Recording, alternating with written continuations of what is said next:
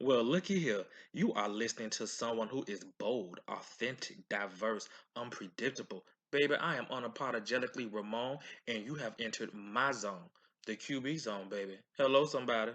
and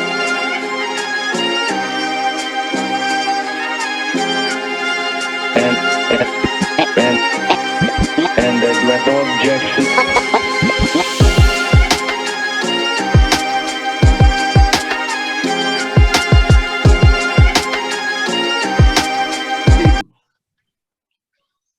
Chip. Listen, so 2021 is almost over, and I'm very excited to do a closeout episode. Y'all probably thought the reunion, that was it for the year, but no, you got to deal with me one more time. And so today I'm very happy that for my closeout episode, I have a new face and a familiar face. So first, I'll start with the new face. This is Mr. Quincy Hogan. Quincy, what's going on, sir? Greetings. Hey, everyone. I'm glad to be a part of the show today. I look forward to some awesome conversation, and we're going to get into some things. And then we have the familiar face. We have Mr. Stephone Coward. How you doing, sir? Good, good. Happy to be here. So this is very nostalgic for me, and some of you may not know why. The reason why this is very nostalgic is because a big part of my past consisted of the three of us, whether it was three-way conversations, whether it was me loving to throw a rock and hide my hand to see these two go back at it, and I just sit back and be entertained, or the trips that we went on. In one particular trip, I'll get to that kind of a little later. What I want to do first off, let's touch on a little personal things, a little pop culture, a little personal. So I want to pick your brains about a few things about how 2021 affected you all. So, Quincy, what would you say is or was your favorite accomplishment of this year? I would say the my largest accomplishment is probably not a lot to everyone else, but it's simply being able to take that time to myself and think and process. So we were at a place, we're stuck. So it allowed me the opportunity to rejuvenate ideas and to develop strategies to actually execute these ideas. In the past, why I may have had tons of ideas, I didn't have the time to be able to put those on paper, to really think those out. And I think the greatest accomplishment that I have is simply being able to write all those plans out. So now we're at a place of execution. Absolutely, absolutely. How about you, Stephon? What was one of your biggest accomplishments or one of your favorite accomplishments this year?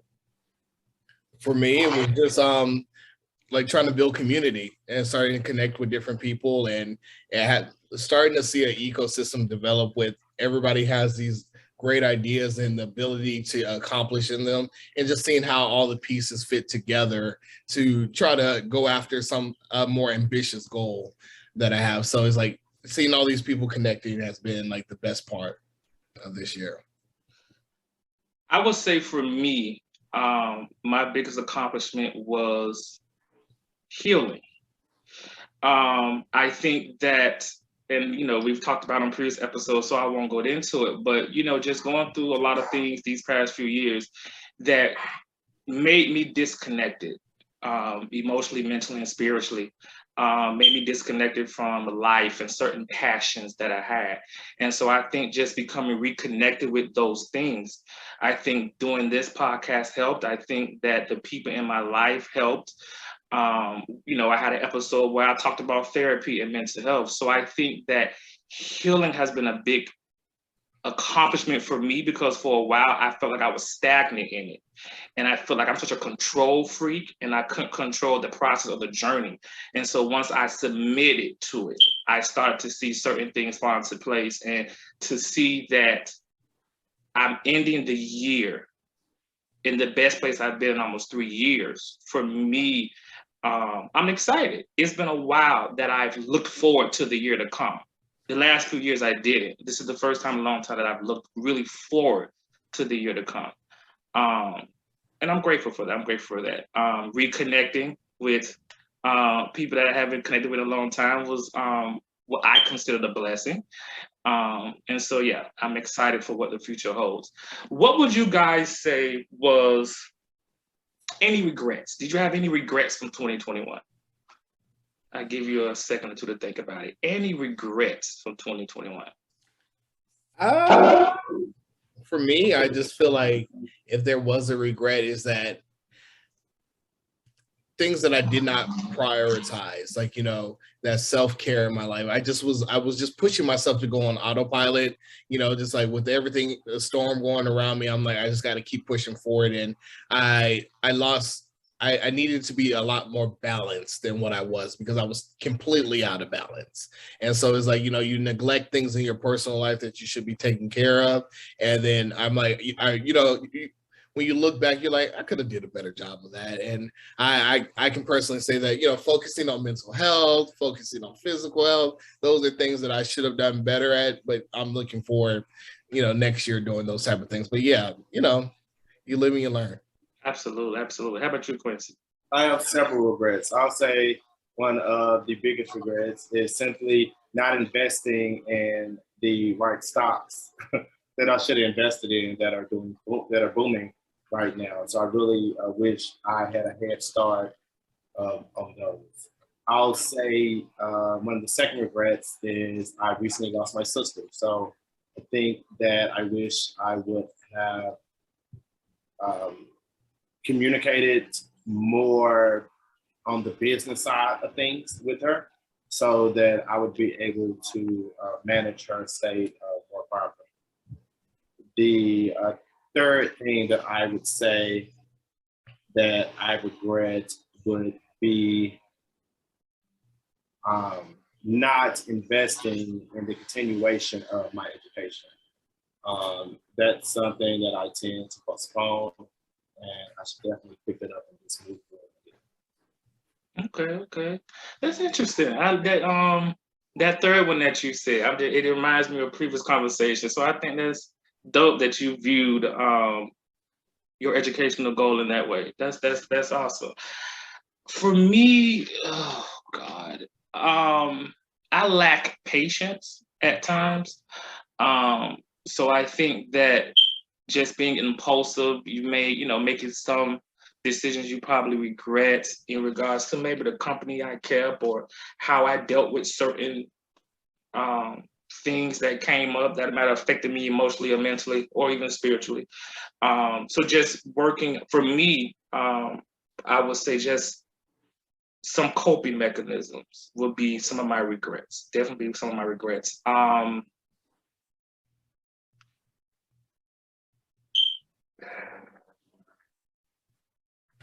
I would probably say I could have did more self-care. I definitely could have did more self-care, but I'm so goal-oriented that when I have a certain goal, or even like with work, I need to accomplish certain things, whether it's financially or whether it's, various endeavors that I have, I can go, and ignore my body, whether, getting sick or whatever. So I would say self-care will be another regret that I said I would have for 2021. What would be your least and most favorite memory of the year?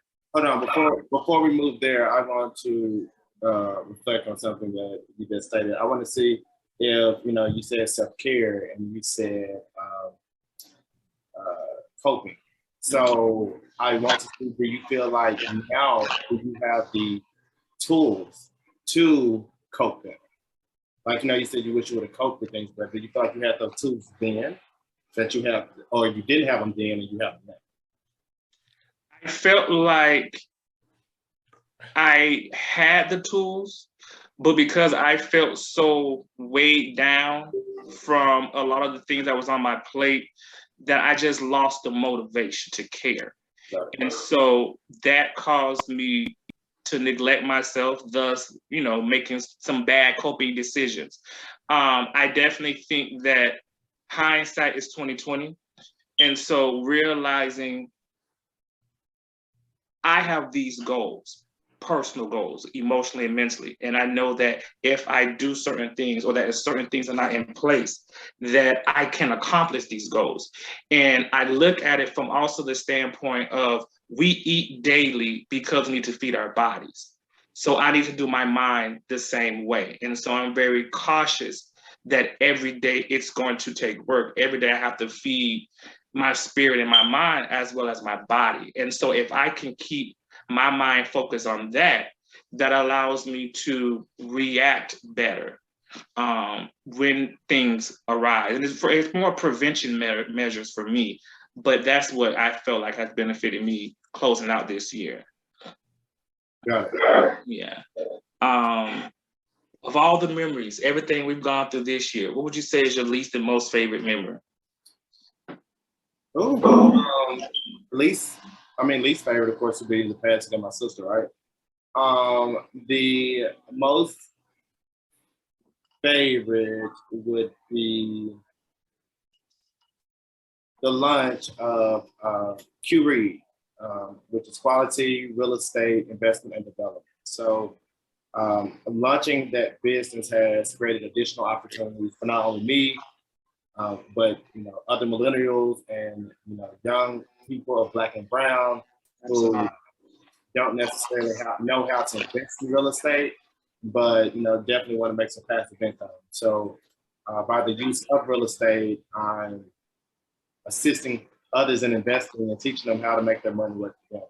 I think that is definitely, I would say, one of my something that I would like to highlight as my greatest accomplishment for this year, because it's taken a while to do it, and the fact that I actually did do it and executed it.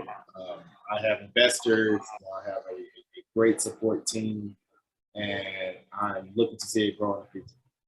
Hey man, I love that, and I want to touch back on that. Go back, or go to you, Quincy. I mean, Jesus, have mercy, Stephone. What is your least and most favorite memory of 2021? My least favorite memory, like if I had to pick something, it was feeling like I just kind of checked out. Like I was going on autopilot, like letting anxiety take over and just like not focusing like I should. I went through a couple of months of that. So, but I'd say my favorite memory was a most recent one, the relaunching of the Bank Black USA website, starting to build up the Cowrie Initiative, the nonprofit with my co-founders. Just that connection. It's been about reconnecting. Like everything that I'm feeling like the theme of this year was there was a period of time where I lost connection to pretty much everything and everyone, right? Like I just disconnected. And now the best memory is regaining my footing and starting to reconnect with people and reconnect with the things that matter to me and pushing them forward. So the relaunch of the work that we did with Instrument to rebuild the website for Bank Black USA was probably the highlight of my year. Okay. Did you do your least favorite memory? Oh yeah, just checking out and letting anxiety take over. Like that wore me out. Hello. I would probably say my least favorite memory was getting the first vaccine. I got like really, really sick. And the two of I have a pre-existing condition, and it didn't like it. It did not like that first vaccine at all. So I was sick for like a month. But I was still going to work. I just talked about that. I'll still go to work and do what I got to do. So I probably say that's my least favorite. My favorite memory of the year.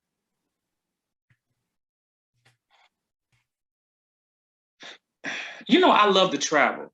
I love to travel, and I hadn't done a trip in years. Even pre-COVID. Losing my grandmother and all of the stuff I went through, I wasn't traveling or doing anything. So I would say going on my first trip in years, which was Dominican Republic. And I've been there, a few times before, but just going there and just having, it was just an amazing time just to relax and rejuvenate and not have to worry about a care in the world. So I would say that's my favorite moment. But also, I just want to say that doing the podcast was also, an amazing moment for me because of how I benefited from it. It just started off as a simple idea.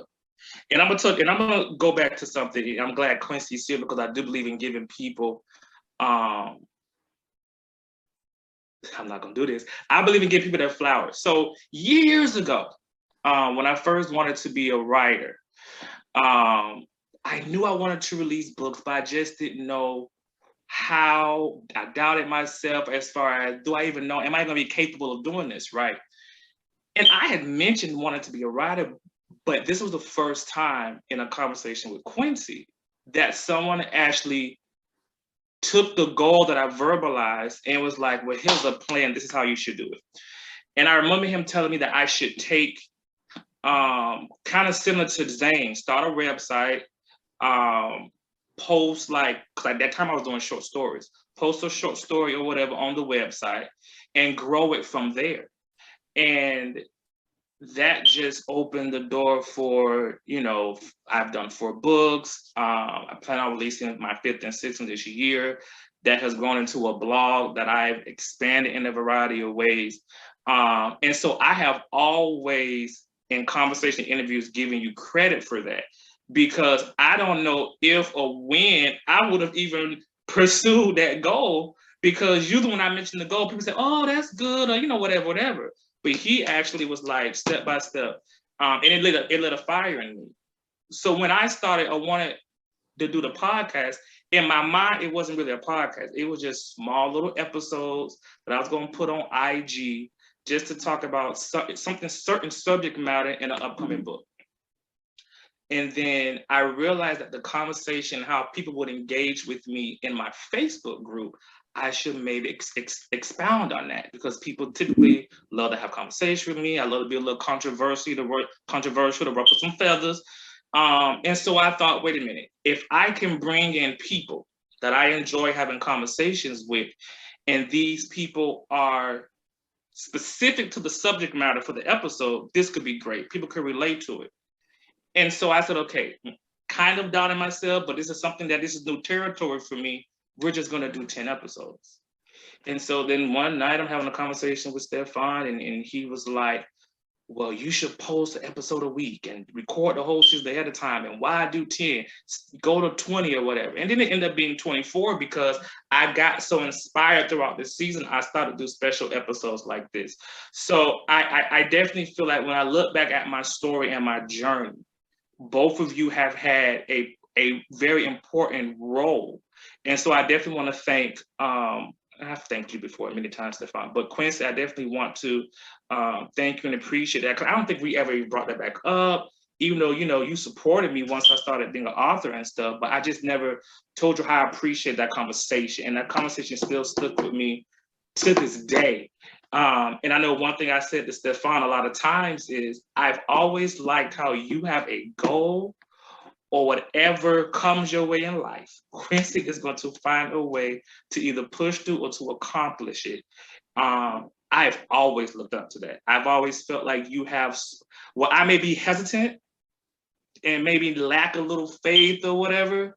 It seems from the outside looking in, this is my goal and I'm finna go and make it happen. And that's something that I've always felt like I got from you. So I just want to let you know that part. Well, thank you. And I appreciate that. And I'm definitely proud of your accolades. And I do speak very highly about those and the past. And whenever someone's like, hey, I want to write a book, you're the first example I give out. I'd be like, look, just do it. It's something you want to do. And I mean, one of my models definitely particularly challenges the problem, just lean into it. When you see a challenge, lean into it. And so I think if we, address all our challenges like that, we would, we accomplish it and get things done. So. Absolutely. What would you say is something that surprised you about yourself this year? Something that surprised me about myself. Oh God, that's so challenging, because I think I surprise myself every day. I think that we all grow, and we shouldn't be who we were last week or even who we were yesterday, because we're adding knowledge. And we should be trying to improve ourselves each day. So I'll say that I don't know if there was a change, but I would say there's probably been several blossoms, or things that have blossomed throughout 2021 that we didn't even know, or I didn't even know that I was capable of. For one, when COVID hit and it's 2020, and we're thinking, 2021, you know what I'm saying? It's going to be over. We're going to be back in our lives, and it's not.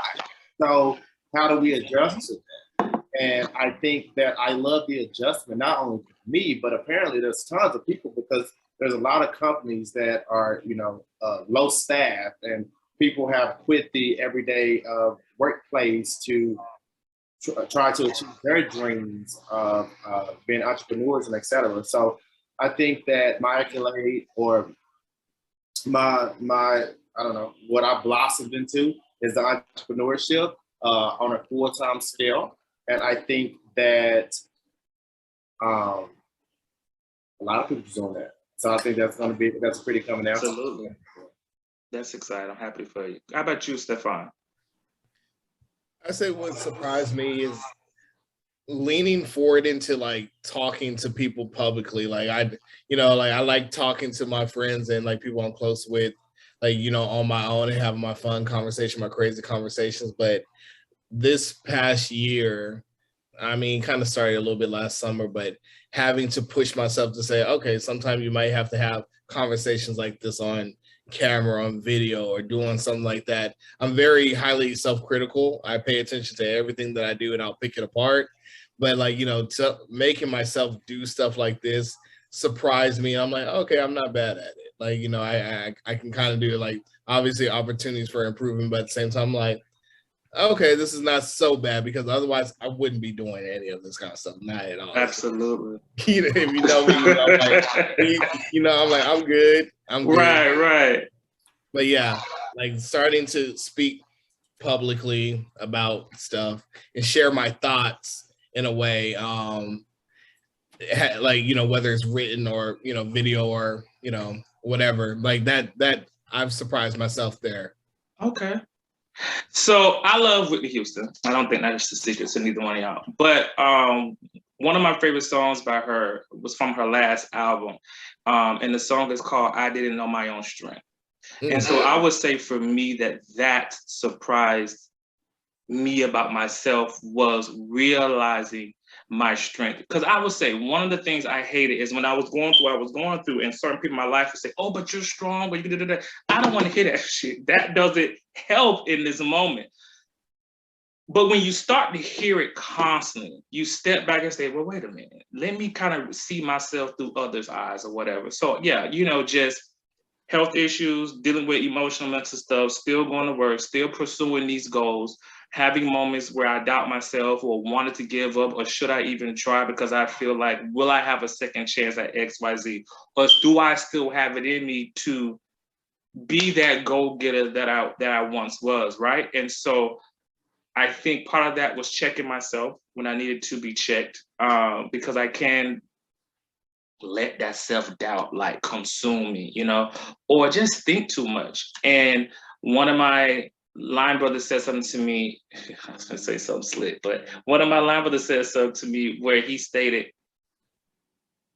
I don't give myself a chance. I should put one foot in front of the other and give myself a chance. And so whenever I have those moments where I doubt myself, I'm reminded of that statement. I remember one time in a therapy session, this was when I first started back in 2017, one of the first things she had me do was she said, make a list of things that you feel like you've accomplished, and make a list of things that people have said that you've accomplished, and the compliments and things. And I remember it being, something on every line, and it was a page and a half. And so she asked me, after you listed all those things and she had me read them out loud, she asked me, she said, well, how do you feel? I don't feel nothing. I didn't have an emotional attachment to it, because I never was one that would celebrate myself. My friends and my loved ones, you guys would compliment me. And whenever I would accomplish something, I would be grateful in the moment, but then I'm moving on to the next thing. So I never allowed myself to just really celebrate me. And I think that is something that I have definitely learned and got better at. And I love it. So I definitely think that those are things that by reconnecting with my strength, those are some of the things: loving yourself more and taking care of myself more, and recognizing and remembering what I bring to the table. Looking forward into 2022, I will say that some things I'm looking forward to, like I stated earlier, is releasing my 5th and 6th book, growing the podcast, doing a season 2, growing my LLC as a brand, and there's some additional things that I've been working on that I won't jinx or share yet. But I'm also restarting my foundation that excites me, simply because I've always loved giving back. That's how I was raised. It was some community service, always a big part of my life. So I'm excited to just restart that. And like I said, this is the first time in years that I'm looking forward to the new year. And the bulk of that is because I'm looking forward to the growth of my professional endeavors. What would you guys say is something that you're looking forward to in 2022? I'll start with you, Quincy. Jesus. In 2022, things I'm looking forward to, right? Health, fitness. I look forward to that. Hopefully I accomplish some things and, see some things, some body changes. I thought he was going to say something else, but go ahead. Hopefully that happens. I would say that I dive into some of those regrets, the things that I regret doing. Maybe, I pick those up and move forward with that. I look forward to being blessed to be alive, to have the time and opportunity to pick those things back up. Amen. So it would definitely be, diving into entrepreneurship. It's definitely increasing my education, not only professionally, but traditionally. And that's something I look forward to. I look forward to meeting great people. I feel like I've been blessed to meet people and at great times. And the energy tends to leverage each person up depending on where we are in life. We always kind of leverage people with energy. And I think I've been blessed to meet great people and develop great friendships. And so I look forward to see, what's going to become of that, in year 2022. So it's exciting as always. One of my things are, when we're doing bad in life or we're sad in life, one of the best things that we have is we can be excited about tomorrow, because we don't know what's going to happen tomorrow. We don't know what possibilities can land in our lap or that we can open a door to. And so it's always exciting. And so I look forward to it. Hey, man. How about you, Stephone? Man, so for me, I'm looking forward for more opportunities to learn,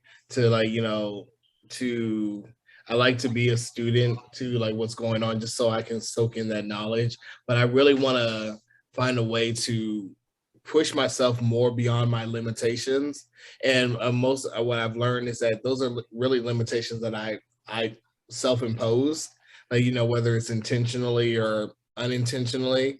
There's a lot of things that I do to keep myself in a box or whatever, and not, pushing myself out of my comfort zone. So I'm looking forward to doing more of that in 2022, getting back to things that are important to me, like Quincy gonna try to be funny, but traveling more, going places, not being at the house, how I normally am. Here you go. You see how you're looking, but yeah. So focusing. I've been trying to get you to travel long before COVID, and your ass still wasn't going nowhere. So but go ahead. I'm gonna go places. Mm-hmm. Yeah. So because I got to. Hello. I go places, but down the street to your people's house.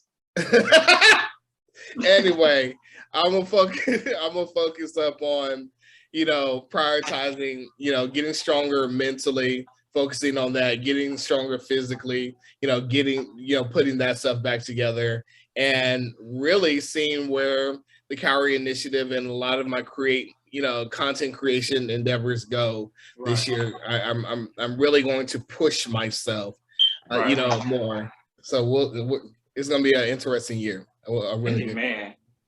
Look at his face. Okay, so Cool face. I was going. I'm gonna come back. So, I love a little pop culture.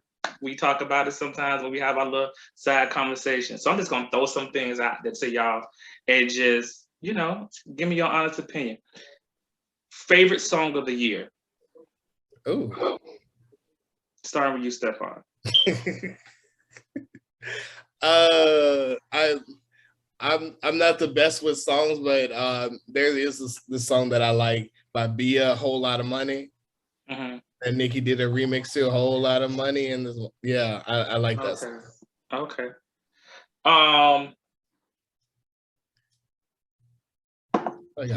My favorite song. I really like I really like Jasmine Sullivan and Ari Lennox song "Sit on It." That whole album was everything. Yeah, Hotel, and we're gonna get to albums, but yeah, I'll have to say that's one of my favorite songs of the year. How about you, Quincy? So I'm terrible with pop culture, hip hop, all that stuff. I don't know all the lyrics to any song in existence. But I'm trying to Google the songs that I really enjoy. I don't know, but it's something like "We Gonna Eat or We Gonna Starve." I be saving more than I be spending. That's what I be on.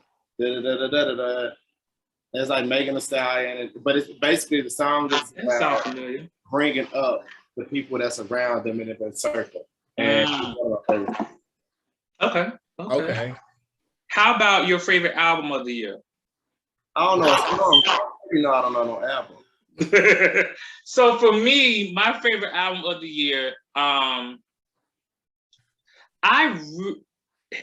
really liked Nas' album King Disease Part 2. I thought it was a great ode to the 90s, but it just really gave you, it could fit in today's time, but it just reminded me of the 90s. I just really love, I have listed his new album. It came out a few days ago. But yeah, I have to say my album of the year would be Nas, King Disease 2. It's amazing that someone raised in the 2020s is giving you 90s. But I've never heard his album, so I can't speak on it. Okay. How about you, Stephone? What would be your album of the year? Okay, so I've got 3 albums that I really love the most this year, and I really can't pick between the 2. Like, so the first one, Silk Sonic, that album start to finish, right? Like, that's the way that I approach, album. I don't really. Everybody makes fun of me because I don't listen to music as much as I could. They're like, you don't know nothing about music, but yeah, Silk Sonic. They have this song called "Put on a Smile." They sure do. That song is what that is. So that one, Lil Nas X album was really good. You can play it start to finish. I like his album. I think that was number 2, and of course, my girl Adele. Like, did a good album. Yeah. So those 3, I feel like were the best albums of the year. Did you name anyone black? Yeah, Lil Nas X. Lil Nas X is black. Anderson .Paak is black. Lil Nas as well. Stephone? What? Lil Nas X. Anderson .Paak is black. Lil Nas too? Yeah, I listen to that. Oh, okay. When I want to. Yeah, I'm really elated at the demographics that he's pulling. I love it. That Lil Nas X is pulling? Yeah. Oh, okay. Tell me. Nah, never mind. No, can you elaborate? Well, I just like that he's, that our senior black men are listening to him. Oh, who's our senior black men? Now, let me be clear. My taste for music is very open and broad. Now, is Lil Nas X in my ongoing playlist? No, but I listen to anybody's album and give it a chance. I've listened to his album one time. Did I enjoy some of the songs? Yes. I'll be lying if I said I had it on replay. You said he was your fave, but you only listened to it once? No. I said Nas. Oh, got it. Nas. He said Nas. And he's talking about Lil Nas X. I'm talking about Nas. Oh, yeah, I was absolutely. And who's the seniors? Who's our seniors? He's talking about us, too. He's talking about our senior black men are listening to it. Us. Yeah. Us. We're not Nas because we're not Lil Nas X age group. No. Well, yeah, true. So him, Anderson .Paak is black from Silk Sonic, and Adele's not, but that was a fantastic album. That album is really good. Oh, here's a bit. Okay, movie of the year. So, yes, go to Quincy. Which Adele you think sang the best? Big Adele or Small Adele? No, that's a good question. So, me personally, I like Small Adele. The reason why I say that is because I feel like Small Adele has went through so much more stuff that there's a difference in her soul and emotion when she's singing her songs. I feel like, because I am an Adele fan, I do have all her albums. I feel like this album, she's more soulful. I feel like vocally, she's doing a lot more. And I also feel like there's more flavor. It's more diversity in this album in regards to the flavor and the vibe that she's giving. So I think I would personally say the Skinny Adele. I would say 21 when Big Adele was a perfect album, like start to finish. There was not to me personally. 21 was what? Rolling in the Deep album? Rolling in the Deep. Okay. Yeah, because 25 was Hello. Okay, go ahead. Yeah, like 21 was the best album ever. But and she sang. 25 was all right, it was cool. 30, I would say that it's a near perfect album. Myself, like she ate that album up. But I would always pick 25, 21 as the best. Her best album for me. Okay. But I love the risk that she took in 30. So this is outstanding. Because she got her a black man now. She did her a black man now. And yes. So I think is that the risk you were speaking about? No. I don't think that's what he was talking about. I don't know. I can't speak for him. But for me, I feel like don't you try it.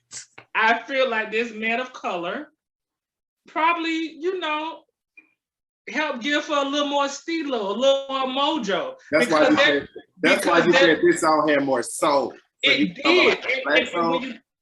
And when you listen to some of the records, I'm like, she got flavor on these songs. Because let's be honest, when you listen to any of Adele or the other albums, they're very similar. The songs are very similar. There's a lot of diversity in how she's singing. She's not giving you all of that pain and achiness in every record. One song, she just talking about getting it on. So do you think that's going to change in the future? Because I remember back in the day, when J-Lo was dating P. Diddy, she got her little soul. She started wearing bandanas on her head and started, then she had like this new awakening. But she diverted from that. Right. So do you think this is Adele or the space Adele is in right now? I think it's the space that she's in right now, but I also feel like she's evolving. Okay. Yeah. She's a mother now. Because baby, when you go through some stuff in life, yeah, I feel like she's evolving, but it's also the space that she's in. Oh, okay. Yeah. Was not going to be my question. What does he do for a living, y'all know? Oh, so he is a big time sports agent. He somehow is connected to LeBron James, but apparently he's one of the most successful sports agents. He recently just finished a show. BET gave him a reality show about his company. But that's how he got started. He's in that LeBron James camp, and he's a big time sports agent. Got it. So he's taking our Black entertainment dollars and pouring them into a non-Black woman? Oh. So no, I will say that I don't know his history with dating. I don't know if he's been with other Black women or white women. I'm not sure he's used to, but I do know that he takes these up and coming athletes that the other people may not give a chance, and he helped to breed and mold them. And he has a very high success rate of them being drafted, our people. And so I do know that also just from watching his show, and I don't know if it was just for the show, but this is really how he is. He did do a lot of community work and giving back to our community. He just so happened to be with a white woman from London. I don't know. Got it. But she's also spoken how he's helped her through, some of the stuff that she's been through. So, yeah, you never know. I might need to go. I might need to go to the other race. Go with Dale. So, what would you say is y'all movie of the year? For y'all, what would be the? I'll start with me this time. I will say that, and I've watched a nice amount of movies that I've enjoyed. I would have to say The Harder They Fall would be my favorite. Would be my movie of the year. The reason why I say that is because, and Quincy looking like, what the fuck is that? So I just can't remember what The Harder They Fall is. So The Harder They Fall, it's a Black Western. It's on Netflix. Jay-Z is one of the producers. It has Regina King. It has got it. So the reason why I really love that movie is because, yeah, it was a really good movie, but growing up, my granddaddy loved Westerns. So I always saw like the colonizers in the Western movies. This was a completely all Black movie, a very diverse Black cast, so many different Black actors was in this movie, and it was really, really good. Black directed, Black produced, starring a lot of our famous Black actors. So for me, I would say The Harder They Fall, that movie. What about you, Stephone? And don't say no shit that got to do with anime. I wouldn't have named the anime movie because there hasn't been one that I just like went up for, but I am going to say superhero movies because that is my go-to. Okay, I'll watch those. I just finished watching, like, no spoilers. I just finished watching the latest Spider-Man movie, and I think that was the best. I saw that. It was fantastic to me. So I'm a Marvel head. I love superhero movies. That's like when I want to decompress and relax. Those are the type of things that I watch. So what's better to you, Marvel or DC? To me, they're two different things. They're going after two different audiences, like their content. Like if you would say movie wise, Marvel is winning the game. If you would say like animated series and like drawing TV shows, DC is killing it. So they're focusing on two different areas. So Black Panther, how do you feel about?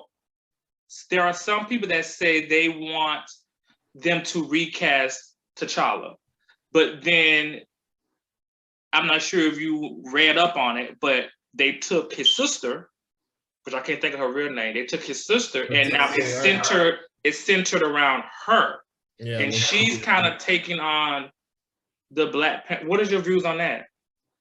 Recast him at this point. Recast him. Yes, recast. And let her stay in her role as his sidekick, the technology guru. Yes, let her be that character right there and do her thing, but recast him. I mean, the way that the whole new universe is setting up, you can there's a creative story that you can do. Like, I understand like the cultural connection that we all had to that character because there's not that much representation in that genre of movies, and it was very important, and it would have been tacky to recast him right after he passed. Right. But enough time has passed, and there's a whole group of young people, students, kids who are looking for something to look up to, and then there's also money to be made as well. In that, and like the production, the behind the scenes stuff. Like, you need that visibility. I don't think that he would have a problem recasting it. We recast Batman, Spider-Man's, all kind of other characters all the time. Yeah. We can recast it. What about you, Quincy? What was your movie of the year? I don't know. Something that was motivational. I don't know. Motivational. But to speak to the Black Panther, I definitely think they should recast them. I think that unfortunately in Black culture, we always feel like it's just one. We got one Candyman. We got one this. We can't have two Black superheroes. We can't have three Black superheroes. It's always one. I say recast him. Why he got to die with? I mean, they recast everybody else. That's true. Every other movie, every superhero, they just recast and we move forward. Right. And the thing about it is, I'm sure if maybe we are, because it is a movie, right? And so we should be celebrating and I hate to say this, but we should be celebrating Black Panther as the character and not the individual actor. So as a character, we want him to expand, we want him to grow. So recast his ass. Right. I feel you. What would you say is your most shocking news story of the year? Most shocking news story. Huh? You're gonna have to give me some examples. Okay, so most shocking news story of the year for me, it was, first of all, you know I live in Florida and we fuck up a lot of stuff, so whatever. But I would say my most shocking news story of the year was Texas. Baby, when y'all lost y'all power, and I think it was like a cold situation going on, places were flooded, y'all didn't have no power for an extended amount of time, and then to know that the way the power system is ran in Texas is very different than Florida or the States. And so I would have to say that was, because I remember calling you, Stephone, I was like, what the fuck is going on? What y'all mean y'all got no power? I'm seeing pictures and videos of people's places flooded because the pipes have busted because of the cold or, whatever. So yeah, that was my most shocking. I would say mine would be the Delta and the Omicron chapter. Like all these, you know what I'm saying, these different variants coming out. It's like, man, what the fuck? You know what I'm saying? Right. And so also, I think, and if there's to say anything good with this whole vaccine is that they are well equipped for challenging the pandemic that a lot of gay LGBT, whatever the formula is, have faced with HIV, because the vaccine actually targets the mRNA, and so the push of this is actually also pushing the cure for HIV and AIDS. So if you notice, there's even for when you have HIV, the medicines you take, now there's a monthly shot you can take. Same thing for PrEP. Now you can get that in a monthly shot. So it is definitely an evolution for that as well. Are you vaccinated? I am vaccinated. Okay. Did you get the booster too, or just the vaccine? I didn't need the booster because I got vaccinated late. Okay, gotcha. Stephone, what would you say is your most shocking news story of the year? I don't know if I have one. Like, as much as your ass watch news, you can't pick one? This is the reason why, is because, like, that I watch the news like crazy. Like, I was incredibly invested into the election this year, last year. It was exhausting, like, to the point, like, that's all I consumed. And so I just, like, after it was over, I had to take go on a news fast, right? And it's so funny because I didn't understand that, because you were so stressed out by this election. And and the last one before that. We know it was, well, of course, the last, but we know that this last one wasn't decided in one day, right? And I just remember you being so stressed out that these days have went by and we didn't have no official winner, and people like me done went on with their damn life. And I'm like, you were so stressed out and like going crazy over this election. And I'm just like, what is wrong with him? I thought that was so weird. I'm very invested into like what is happening in our society and like the implications of having that person, still like serving another term, in office, and the fact that what could happen to social welfare program, what could happen, to our economy.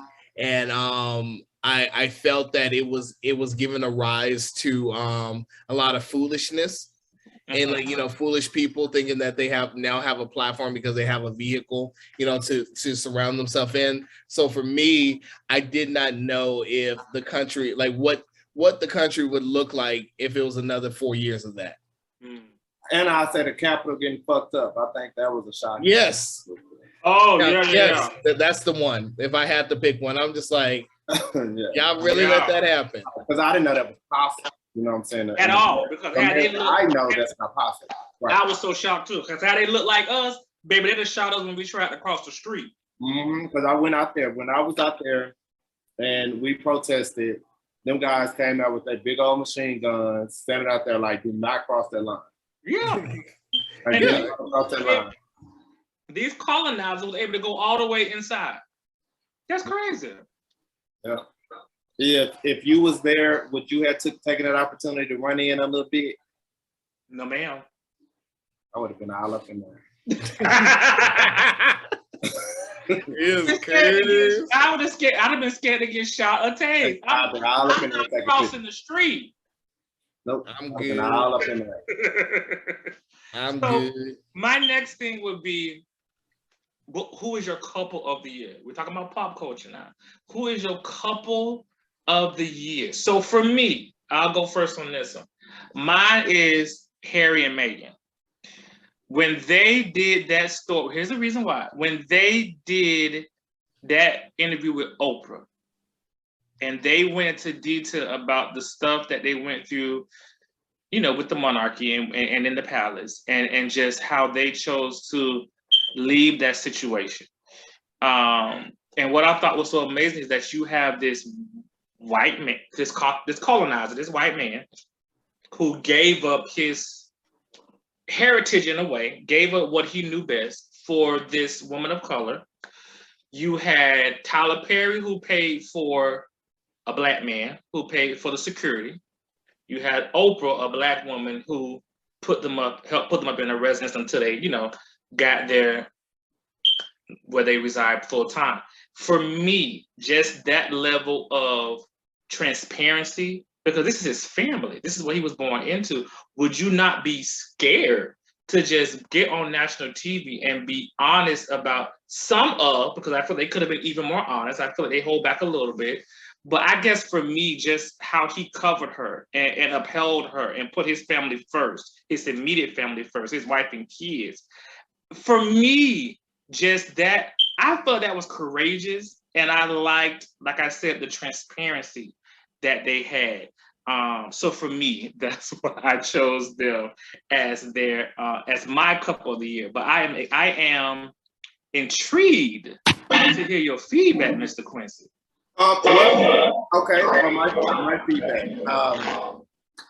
I think that white men and sons tend to challenge their fathers and adulthood anyway. I think it's not uncommon for them to turn against their family. I think it's actually very common. I don't believe that he did it for Meghan. I think he did it because he's a spoiled brat and he was told no, regardless of who she is. If it was another woman of non-color that the family didn't like, if he loved her, he would have went with his heart. So I don't think race had any play in that. I think it's definitely about a privileged prince that made a decision, got his toys taken away from him, and the Black people came in and saved them until he was able to buy his own toys. I'm here for it. You said what you said. Hello, somebody. He said what he said. What about you, Stephone? What's your couple of the year? I don't have no, I don't be following nothing when it comes to pop culture, so I don't know none of these well, I know who they are, but I don't have a couple of the year. I guess if I just had to be common, I can sit there and say that it was good to see the Obama family do their own thing, professionally, like, push out of the box and go after their own ventures. If I just had to pick one, because I ain't really checking for none of them. Okay. I'm sure Quincy isn't either. So how about athlete of the year? Who will be your athlete of the year, Stephone? Oh, Dak Prescott. Why? And do not say because we got a winning record. No, I'm going to say that is because he continues to prioritize the team and the work that he has to be done. The fact that the contract negotiation that he was going under to make sure that he demanded more. The fact that he was doubted in his abilities and he continued to prove, that he is a top tier player. The fact that he had an injury, mid-season, and the fact that he worked himself back up to it, and we saw what his absence looked like, from the team. The fact that he rebuilt, and the fact that he's not one of those people who is just like out there extravagant. He seems, as far as we know, is very low key. And and he just takes care of his, business, his family. He lost a sibling, all that kind of stuff. And the fact that he continued to power through it, for me personally, that's the athlete, that is athlete of the year to me. Okay. Quincy, do you have an athlete of the year? You don't really watch sports like that. Serena and Venus. He's always retarded. They didn't even play this year. So, and nobody else came and did nothing. So they hello, somebody. For me, and I feel bad, I don't know his name. I want to say his last name is Young, but the young man who was the top high school prospect, and he chose a HBCU when he could have chose Alabama or all those D1 schools. He chose the HBCU, so I'll say him. I don't think. I don't agree that stuff is even publicized. I think in high school they're still kids, and I think those type of things shouldn't be publicized. About what school they choose? Yeah, about this whole thing, drafting into they're the top. They're the top. I just think we need to keep it a game in high school. How do y'all feel about them starting to pay the college athletes? Well, football and basketball. I don't see a difference in it. I don't see the difference between a scholarship and a stipend, or I don't see a difference. Okay. But I find it amazing that there's so many nonprofit universities that are able to do so. Yeah. I have a problem with people taking somebody's intellectual property and being able to capitalize on it the way that they've done for so many years. And until you can show me the receipts of how these big name players, the money that they generate, because that's why people come to watch it, how that university takes those funds and redeploys it into the communities that they serve, or I have a problem with that. So they do it the same way the churches do. Yeah. you might be right, but what I'm saying is that I like that the conversations being happened. I don't want it. I think when you're in school, you should be in school. It should be educational. You're supposed to be learning, but I think that they need to re-examine the way that how profits are made and what's going how the revenue earned from these top players, maybe it goes to causes that they care about, like those funds are redeployed. Maybe it does something, they get some type of stipend to where their school is taken care of, they come out debt free, whatever the case may be. But just for schools to be able to profit on the fact that we all sitting here and all these student loan debts and all this kind of stuff, they're making money, it's a booming business, and it's profiting a few people at the top as opposed to all the people around. And they need to change that. One thing I've learned is that, for example, football is a very dangerous game. You have a lot of different mental problems that these athletes acquire due to be hitting so much. And what I find interesting is that you have these universities where these college coaches are making millions of dollars a season. And with these bowl games, these boosters, these endorsers, these various companies that they're doing partnerships with, millions and millions and millions of dollars are being made off of these young men risking their life. And you're giving them, let's say they are on a full scholarship, that's pennies compared to what y'all are making as the coach or as the people who are endorsing these games. There's a movie called National Champ, just came out recently, and it really opens up your eyes to a lot of the fact that some of these players will go to the NFL, some of them will not. What do they have to lean on? Because first of all, if they have whatever injuries or whatever, there's no health insurance.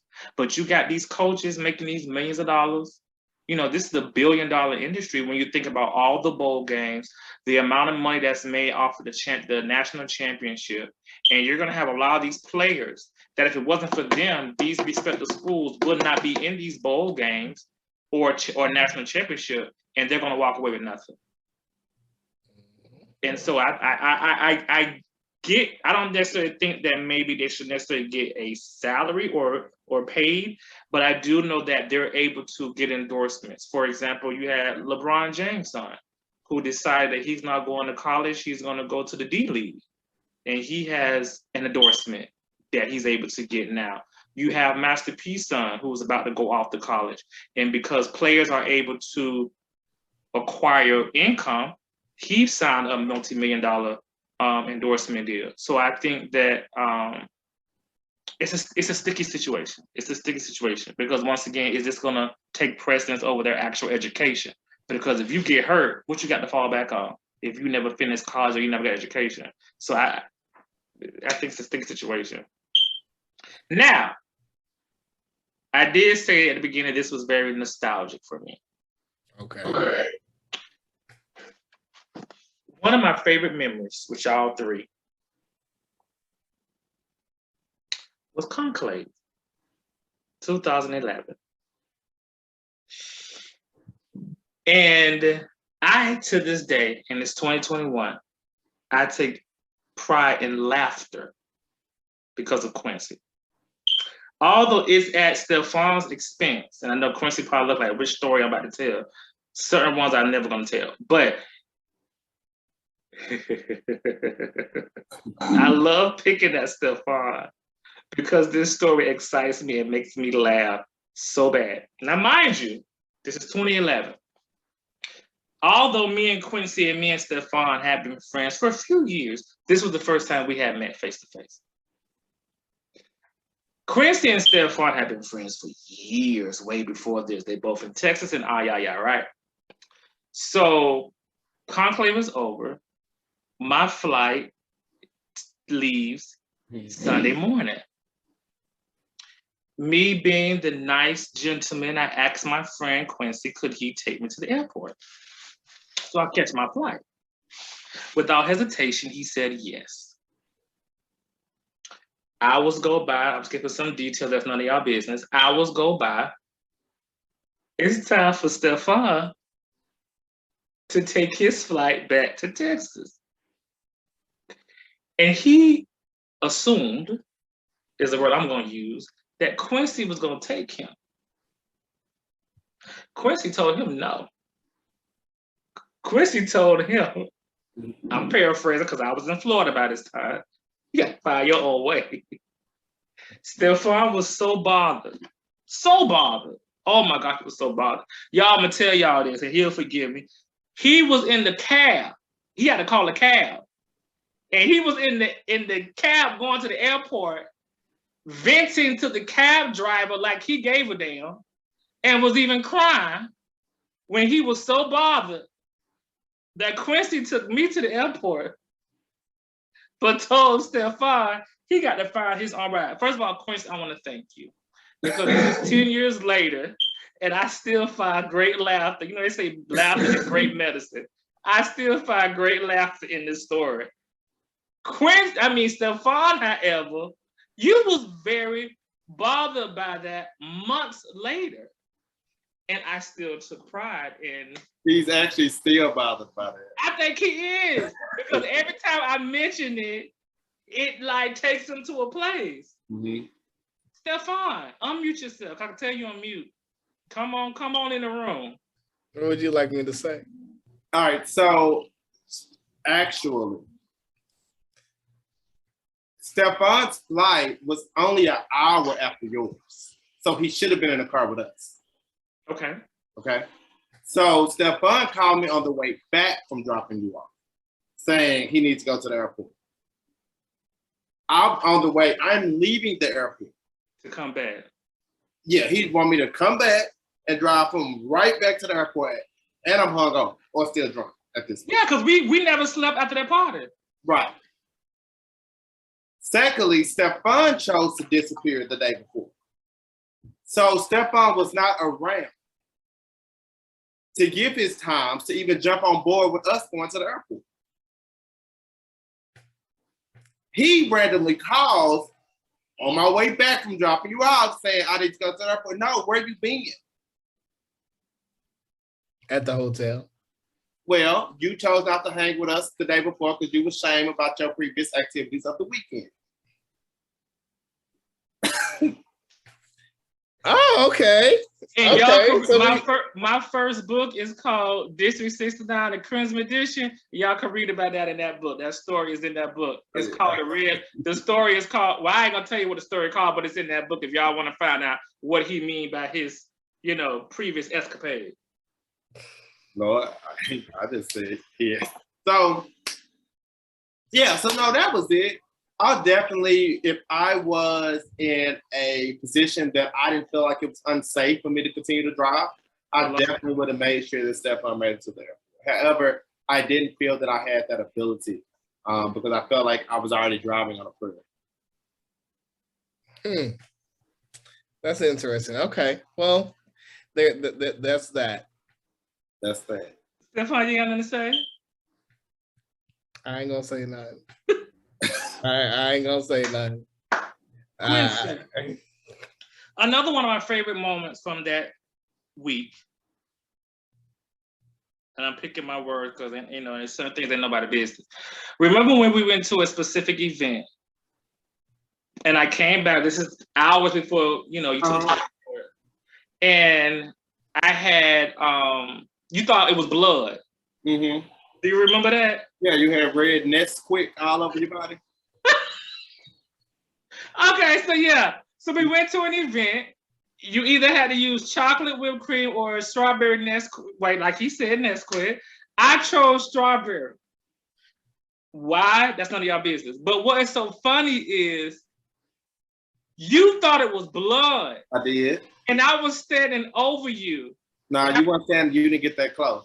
But remember when I kept walking towards you and you were like, yeah, that's what I know. We was in the hotel room. I was having me a little drink, getting ready for the evening activities. Or maybe I just came back, getting ready for, I don't know what I was doing.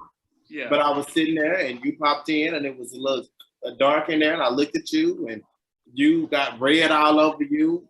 And I'm like, what the fuck is wrong with you? And I lied and told you, I think somebody bit me or something. He says, he just kept walking close. I said, don't come no closer. Tell me what happened.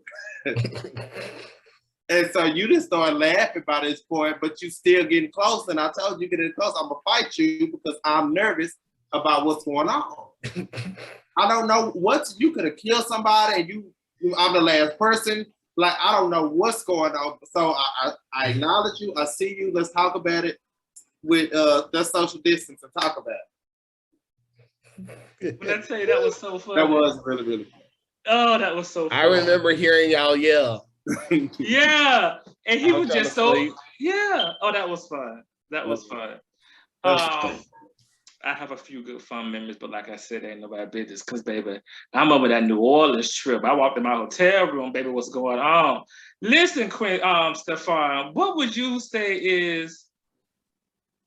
Oh no, I want to ask Quincy about this. You remember when I went through this phase?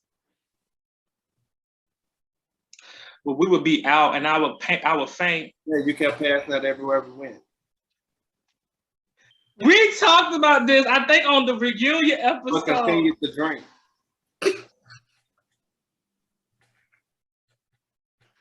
You was, and I remember that time, I think I came, I don't know if it was Houston Conclave or something, but you was like, listen, don't you do that falling shit and and God forbid it happened. And you called Chris, called Stephone. Yeah. I said, I ain't helping him up no more. He gonna pass out. He want to keep drinking. They said, what's wrong with him? I said, I don't know. I was not gonna keep doing this with you. And that's what we said on that episode. We was like, it had happened a few times with Chris. And he was like, listen, don't you do that falling shit now. Yeah, you gotta stop drinking. If you know you can't drink, then stop. Because you embarrassing me. Because when you found out all the attention in the room, it's gonna look over here like everybody like, what's going on? Shaming you. Yeah, I was shamed. I was so shamed. I did. I said he's shaming me falling and stuff like that in a club. Because people think, they don't know what's going on with him. They just think he drank too much Right. And, and he didn't fall asleep. You know how people do. Right. Like pass out and like, so they think you just a drunk. Right. Sure.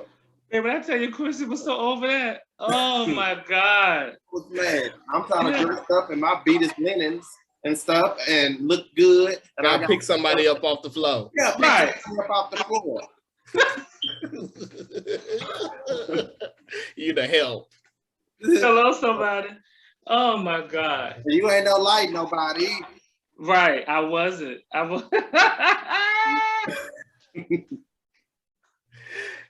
Oh my goodness. Listen, I appreciate this. I ain't gonna keep y'all too much longer. I appreciate Quincy and Stephone. Y'all doing this with me. This was good. I look forward to the future. I look forward to what we're all gonna do in 2022.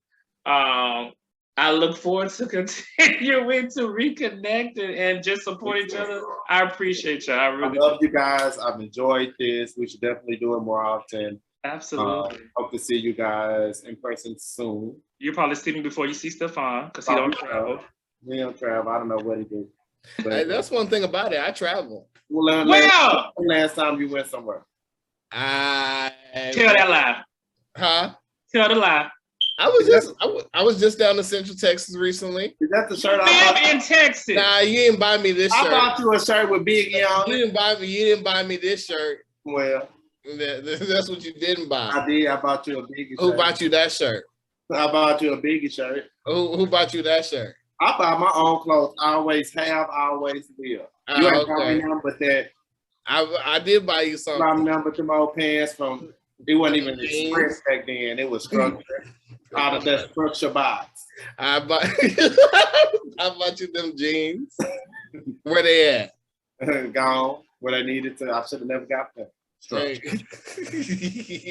I got you a good gift too. You gave my wallet away. I got you for Christmas. You gave it. Oh my God! How you feel about people re-gifting gifts that you give? Stephone, that is horrible.